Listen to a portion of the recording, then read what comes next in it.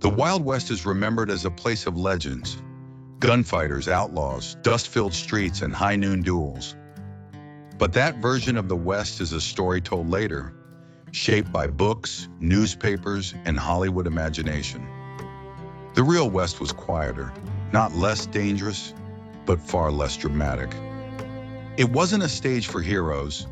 It was a place people lived because they had nowhere else to go.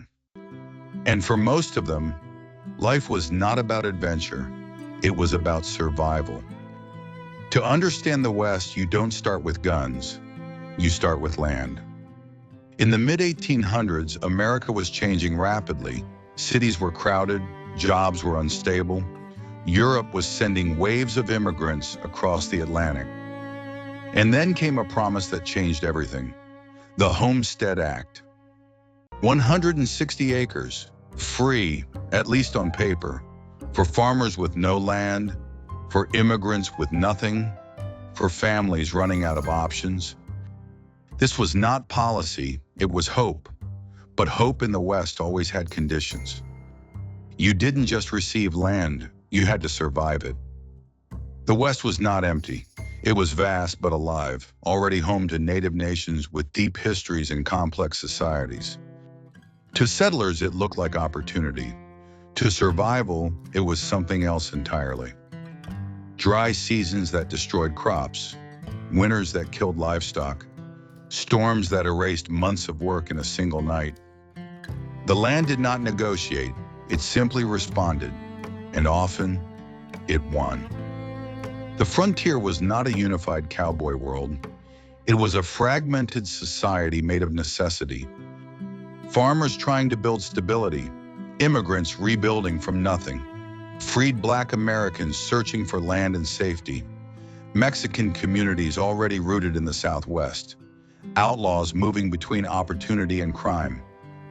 There was no strong middle class. Instead, there was a constant divide. Those building something and those barely holding on. And the line between them could shift in a single bad harvest.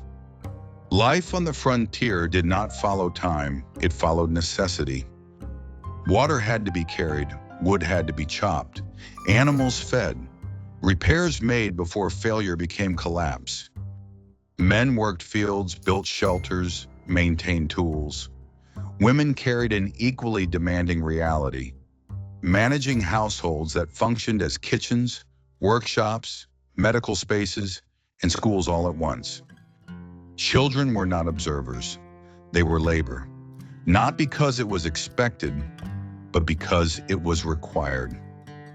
There was no separation between life and work. They were the same thing. Food was not variety, it was stability.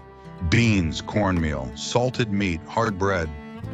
Fresh food existed only when nature allowed it, and even basic survival carried cost. Tools broke, seeds failed, supplies ran out, and everything cost more the farther you were from supply routes.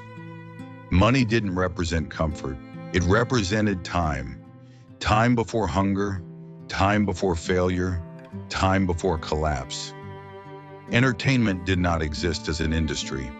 It existed as fragments of relief, a dance in a small town hall, a traveling performer passing through, a night of music in a saloon, stories told by firelight after long days. Most of the time there was nothing. So entertainment was not consumed. It was created briefly between exhaustion and sleep.